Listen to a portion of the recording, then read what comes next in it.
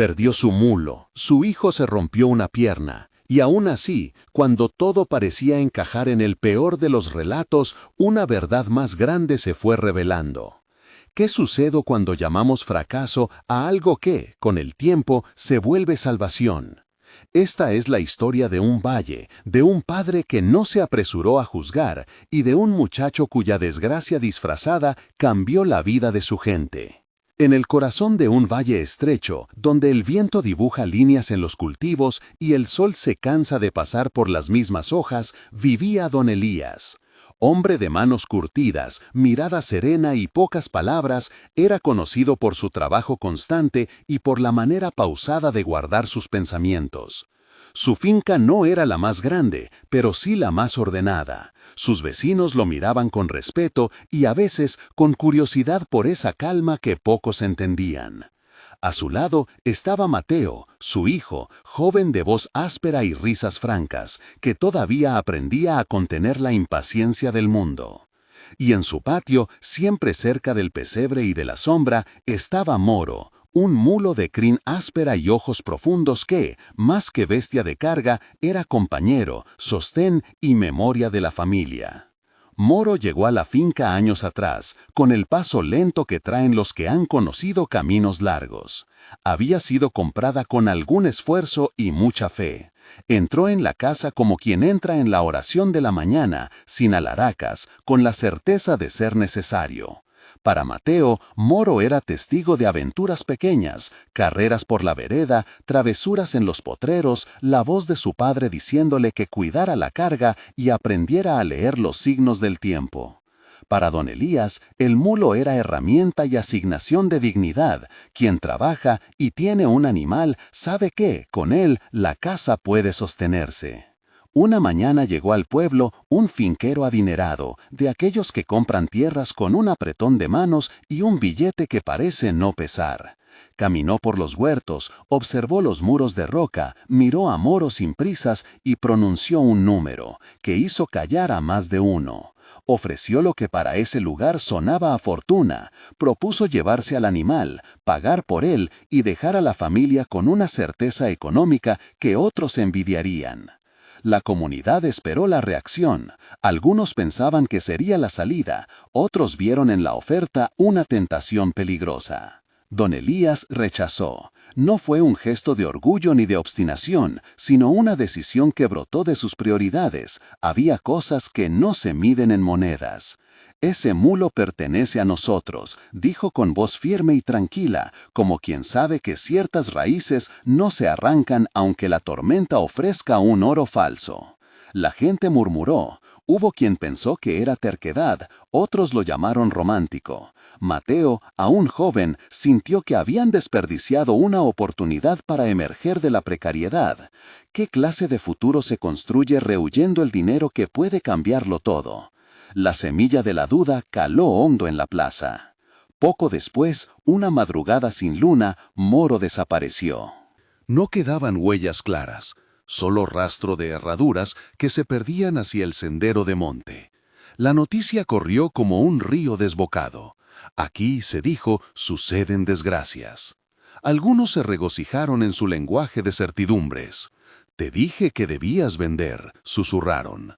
La burla llovió sobre el hombre que no había atendido al valor de la oferta. El pueblo creó historias sobre el finquero y su riqueza que se equivalían a pruebas de que don Elías había errado. Don Elías, sin embargo, no alzó la voz para contestar. No se deslindó en explicaciones, no emprendió juicios impulsivos. Salió al patio, miró donde solía estar Moro, respiró profundo y dijo más para sí que para otros: «Hay cosas que el tiempo aclara». En su rostro no había resignación amarga ni falsa esperanza. Había una calma que parecía afirmar que nada es completamente visible en la primera mirada. Mientras muchos decretaban la pérdida como derrota irremediable, él optó por esperar, por observar, por no poner nombre a lo que todavía no mostraba su sentido. La ausencia de Moro fue alimento para la lengua del pueblo. Se tejieron suposiciones y se lanzó veneno en forma de bromas. Algunos jóvenes encontraron descanso en señalar la decisión del padre como error. Mateo, herido por la risa ajena, sintió que debía responder. Su sangre pedía demostrar que él no era un inútil, que su casa no era un desastre en espera de ser señalado.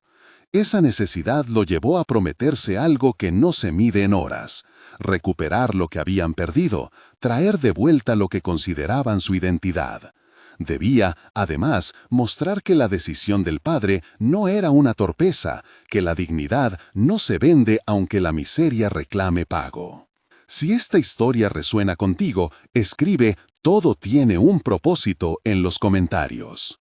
Los días pasaron y con ellos vino la sorpresa. Moro volvió. No regresó solo, volvió guiando una pequeña manada de mulos salvajes, animales recios, de ojos esquivos y crines enredadas por la intemperie. Entraron por la vereda como quien regresa a un lugar donde sabe que hay cuidado humano. Mateo vio a los animales y sintió que el futuro, por fin, tendría otra forma. Se propuso domesticarlos, enseñarles a aceptar la carga, a apoyarse en la rienda, a entender que una finca exige disciplina y paciencia. Creía que, con esa manada, podrían expandir su trabajo, tener más hileras sembradas y dejar de soñar con lo que el dinero prometía. Don Elías miró a su hijo con atención y no lo frenó. Había en su serenidad una lección silenciosa. No todo lo que es bueno viene sin prueba.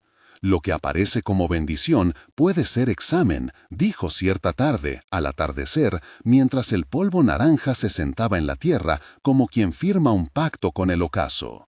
Sus palabras no eran desaprobación, sino advertencia. Lo valioso, a menudo, necesita tiempo y cuidado para revelarse sin lastimar.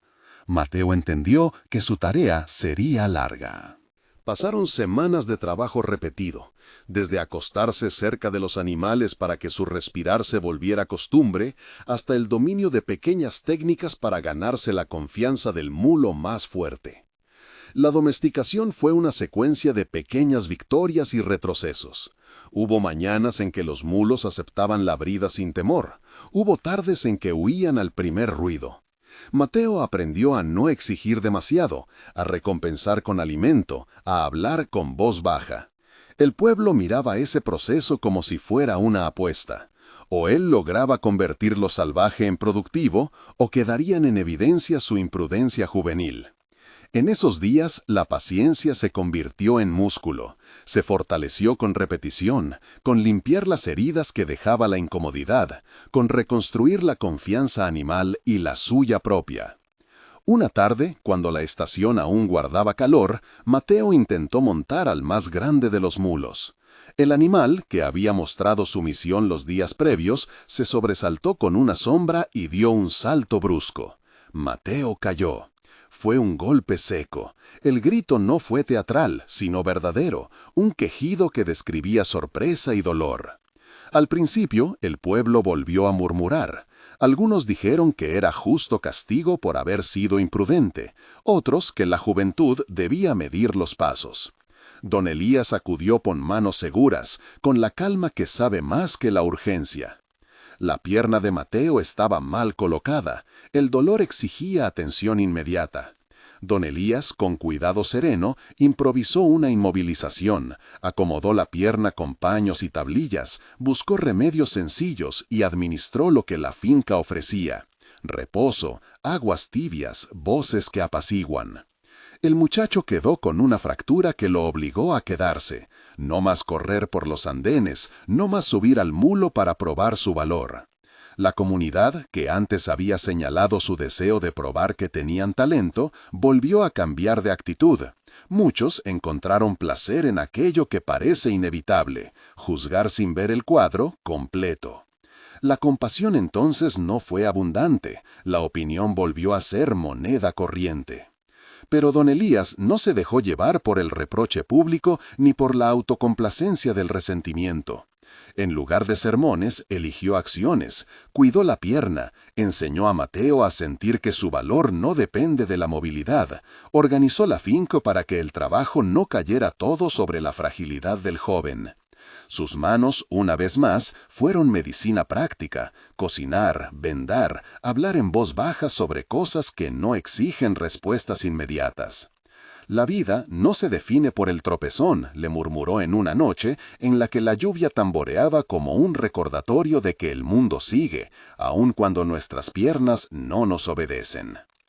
Mientras la comunidad empezaba a aceptar la nueva realidad, algunos con menos juicio, otros con esa clase de curiosidad que se disfraza de interés, llegó al valle una noticia que nadie esperaba y que nadie deseaba escuchar: el país vivía un conflicto. No es necesario detenernos en nombres ni en banderas, basta decir que, en pocos días, los hombres jóvenes fueron requeridos, convocados a filas, llamados a partir. La plaza se llenó de madres que rezaban en voz baja, de padres que miraban al horizonte con la rigidez de quien siente su mundo menguar.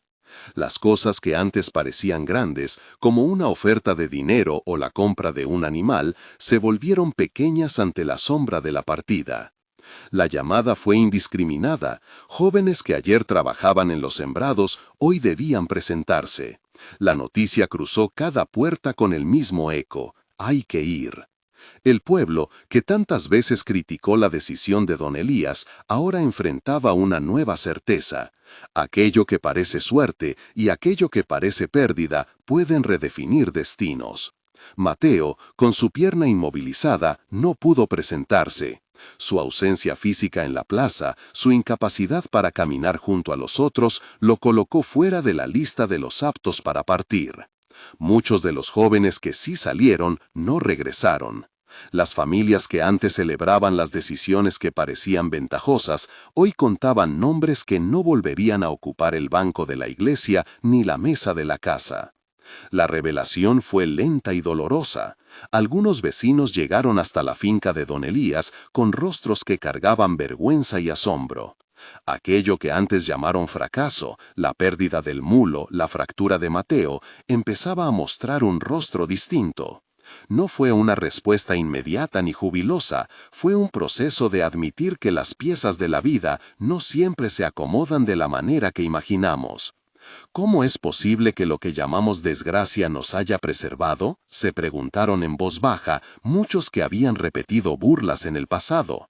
La comunidad, obligada por la realidad, cambió su mirada. Lo que antes fue motivo de chismes, ahora se tornó en una entrada para la humildad. Don Elías, en medio de esta transformación, mantuvo su compostura. No buscó reputación ni afectó alegría por lo ocurrido a otros. Sus palabras no fueron de satisfacción, sino de enseñanza. Sentó a Mateo bajo la sombra de un viejo árbol cuyas raíces se retuercen en la tierra como quien guarda historias, y le habló con sencillez. No siempre entenderás por qué algo duele, pero la vida tiene una manera de protegernos cuando menos lo esperamos.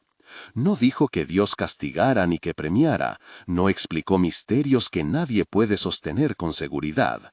Habló de prudencia, de paciencia y de la necesidad de agradecer aún en la noche más oscura. Le recordó a su hijo que el valor no se mide solo en fuerza física, sino en la disposición al amor y a la sabiduría.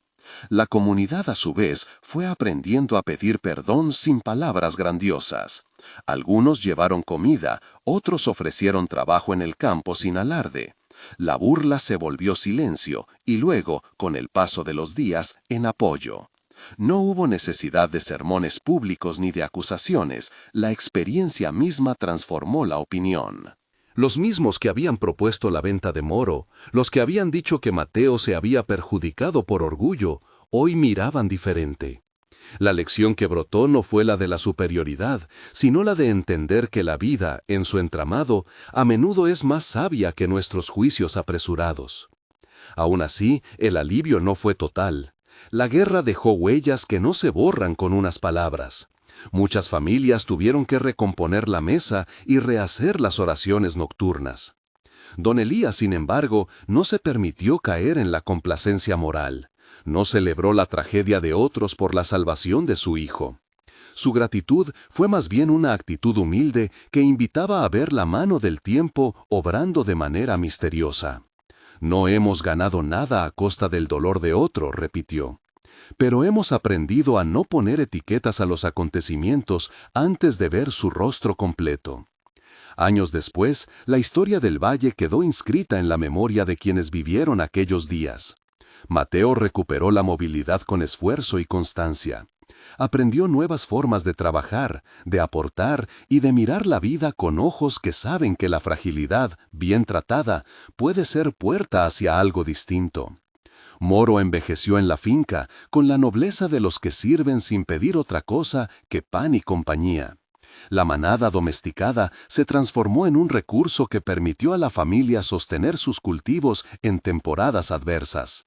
Pero lo más valioso no fue el rendimiento económico, fue la transformación del corazón del pueblo, que pasó de la travesura del chisme a la seriedad de quien sabe que no todo tiene explicación inmediata. Esta historia no es una fórmula ni una promesa universal. No significa que todo sufrimiento tenga siempre un desenlace visible o que toda pérdida se convierta en bendición tangible. No es una receta para hacer que la fe garantice una salida cómoda. Lo que muestra es otra cosa, que la vida puede esconder en sus vueltas un propósito que, con la paciencia adecuada, se revela como protección, enseñanza o nuevo camino. A veces lo llamamos casualidad, otras veces lo nombramos fortuna. Pero hay momentos en que, mirando hacia atrás, uno puede decir con calma que aquello que dolió también salvó, formó o redirigió. ¿Qué hacemos con esta lección?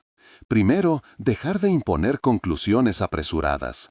En la plaza, en la conversación diaria, tendemos a clasificar, esto es bueno, aquello es malo. Don Elías enseñó otra actitud, observar con más paciencia, hablar menos y acompañar más. Segundo, cultivar la gratitud aún en el dolor. No se trata de glorificar la tristeza, sino de reconocer que aun cuando las cosas no salen como queríamos, siempre hay motivos para agradecer. La vida, la compañía, la posibilidad de aprender. Y tercero, practicar la fe como confianza activa. No una certeza que promete resultados, sino una actitud que sostiene el trabajo diario, el cuidado del otro y la esperanza responsable. ¿Te has detenido a pensar en las vueltas de tu propia historia? ¿Cuántas veces hemos pensado que una puerta cerrada fue un fracaso, cuando tal vez la vida nos redirigió hacia un pasillo que todavía no vemos? ¿Cuántos tropezones nos han impedido caer más profundo o nos han obligado a quedarnos para descubrir que lo que parecía un naufragio fue, en realidad, un ancla? No digo que siempre sea así, solo propongo que abramos la posibilidad de esa perspectiva, que detrás de cada pérdida puede esconderse un propósito que, con el tiempo, transforma. Don Elías no fue un sabio de biblioteca ni un místico incomprensible.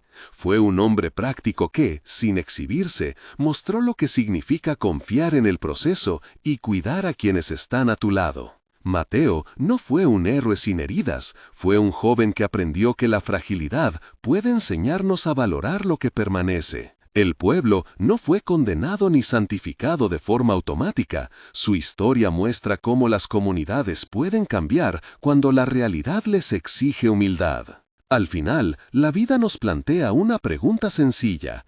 ¿Qué nombre le pones a lo que te sucede? ¿Fracaso, pérdida, error, destino?